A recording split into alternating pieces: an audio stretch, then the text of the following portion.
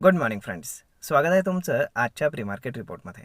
तर मग चला सुरुवात करूयात आजच्या या प्री मार्केट रिपोर्टला आणि जाणून घेऊयात की आज आपल्या स्टॉक मार्केटमध्ये काय होऊ शकतं ते. त्याआधी तुम्ही जर चॅनलवर नवीन असाल तर चॅनलला सबस्क्राईब करायला विसरू नका आणि डिस्क्रिप्शनमध्ये लिंक आहे त्यावरती क्लिक करून आपले डीमॅट अकाउंट देखील ओपन करायला विसरू नका. तर मग चला सुरुवात करूयात आजच्या या भागाला. मित्रांनो, काल रात्री US मार्केट हे पुन्हा एकदा शूटअप झालेलं आहे. हां, एकदम हाय पॉईंटवरनं थोडंसं प्रॉफिट बुकिंग झालं आहे, विच इज ओके. परंतु तरीही तिथे मार्केट ऑलमोस्ट 2-2.5% आसपास पॉझिटिव्ह क्लोज आहे. मग आता एवढं पॉझिटिव्ह क्लोज होण्यामागचं कारण काय? तर साहजिकच आहे की तिथे जे ट्रम्प आहेत तर ते आता पॉझिटिव्ह बोलायला लागलेत. त्यांनी पुन्हा स्टेटमेंट केलं की चायनावरती जे टॅरिफ्स लावले ते 50% आपण कमी करूयात. तर अशा सगळ्या गोष्टी झाल्यामुळे मार्केटही ट्रम्पनेच पाडलं, वरही तेच घेऊन जात आहेत. त्यामुळे ते त्यांच्या स्टेटमेंट्सवरती कन्फर्म राहत नाही आहेत. हा सगळ्यात मोठा प्रॉब्लेम आहे आणि त्यामुळे मार्केट त्या पद्धतीने ड्राईव्ह करत आहे. परंतु काही दिवसांनी काय होणार की ट्रम्पला मार्केट सिरियसली घेण्याचं सोडून देईल. कारण जर ती व्यक्ती त्यांच्या स्टेटमेंटवरती कन्फर्म राहत नाही, फर्म राहत नाही, तर साहजिकच आहे की त्याचा इम्पॅक्ट मार्केट जास्त घेणार नाही. आता काल जर आपण FIS DIचा डेटा पाहिला तर FISनं 3,300 कोटींचं बाईंग केलं आहे. त्याच्या अगेन्स्ट 1,200 कोटींचं डोमेस्टिक इन्स्टिट्यूशन्सनं प्रॉफिट बुकिंग केलेलं आहे. जर आपण पाहिलं तर मार्केट सतत रॅली करत होतं आणि काल मात्र एक आपण काय म्हणू शकतो की थोडासा थांबा मार्केटला मिळालेला आहे. कारण आपल्याला बँक निफ्टीमध्ये आणि जे काही बँकिंग स्टॉक्स आहेत त्याच्यामध्ये एक चांगल्यापैकी प्रॉफिट बुकिंग काल पाहायला मिळालं. आणि त्याच्या अगेन्स्ट आपण जर पाहिलं तर जे काही IT स्टॉक्स आहेत तर त्याच्यामध्ये आपल्याला एक चांगल्यापैकी रॅली पाहायला मिळाली, जी की आजही कंटिन्यू होण्याचे चान्सेस आहेत. कारण US मार्केट हे पूर्णपणे पॉझिटिव्ह आहे. ओके, त्यामुळे आता जर आपण पाहिलं की गिफ्ट निफ्टी काय इंडिकेट करते, तर गिफ्ट निफ्टी सरप्रायझिंगली इंडिकेट करते की मार्केट एक 30-40 पॉईंट गॅप डाऊन ओपन होईल, विच इज आपण म्हणू शकतो फ्लॅट. पण तुम्ही म्हणाल की जर ग्लोबल मार्केट, ग्लोबल मोमेंटम जर एवढं पॉझिटिव्ह आहे, US मार्केट एवढं पॉझिटिव्ह क्लोज आहे आणि सगळ्या गोष्टी व्यवस्थित असताना FIs बाईंग करत असतानाही गिफ्ट निफ्टी इंडिकेट का करत आहे की मार्केट गॅप डाऊन ओपन होईल, तर त्याच्यासाठी सगळ्यात महत्त्वाचा लोकल इश्यू आहे, तो म्हणजे काश्मीरमध्ये झालेला जो इन्सिडेंट आहे तो.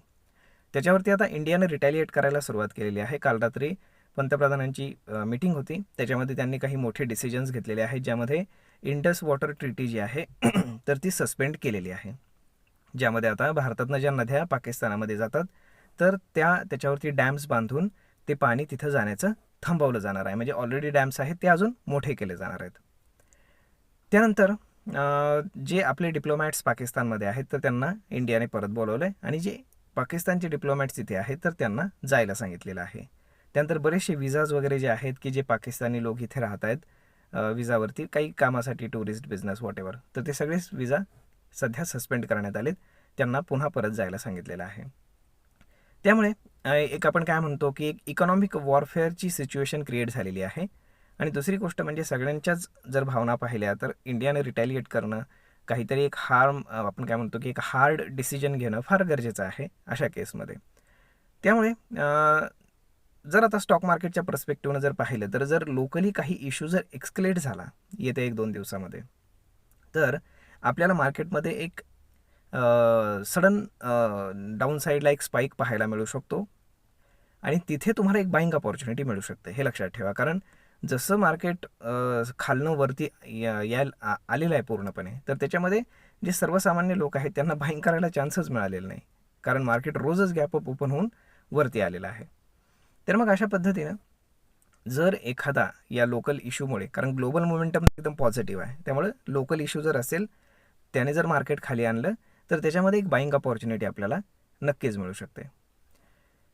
आता बाकी जर आपण पाहिलं तर आज आहे मंथली एक्सपायरी, त्यामुळे मार्केट वॉलटाईल राहण्याची शक्यता जास्त आहे.